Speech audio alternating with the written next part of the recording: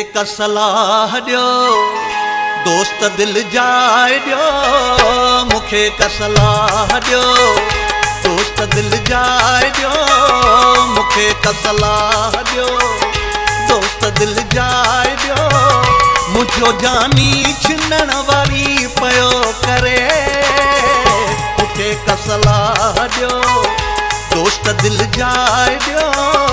मुंहिंजो जानी छिनण वारी पियो करे अची विच में पओ सभई गॾिजी चओ अची विच में पओ सभई गॾिजी चओ मतां अव्हां जो पीड़ी चयो करे मूंखे हिक सलाह ॾियो दोस्त दिल जाए ॾियो मूंखे हिक सलाह ॾियो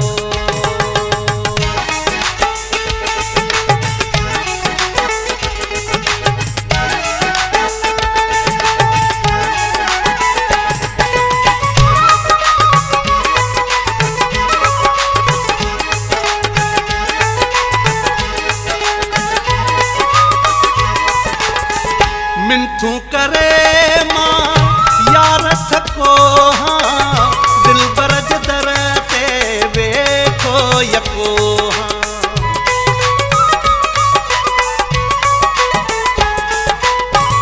मिंथू करे मां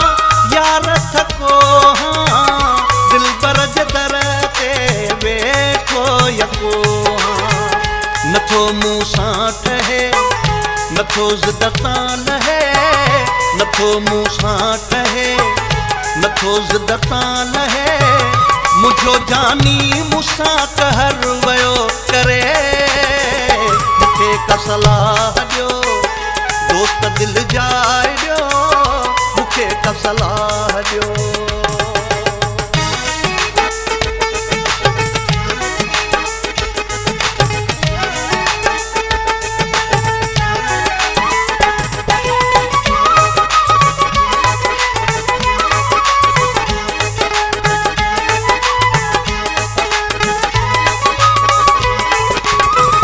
गलती कयां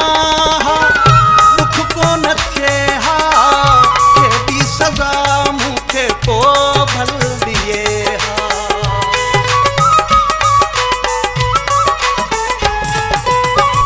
गलती कयां हा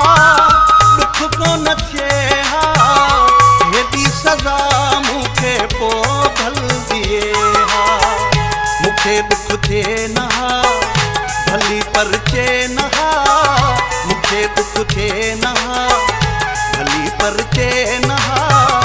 अदा पोइ मां छॾियां हा ठहियो करे मूंखे हिक सलाह ॾियो दोस्त दिल जाए ॾियो मूंखे हिक सलाह ॾियो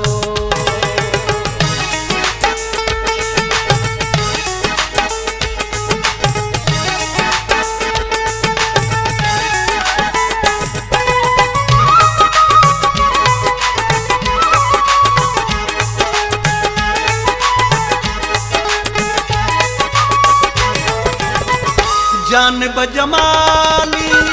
हड़ई हलूं था गॾिजी पीड़ीअ खे मिंथू कयूं था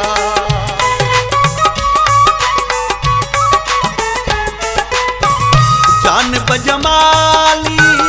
हड़ई हलूं था गॾिजी पीड़ीअ खे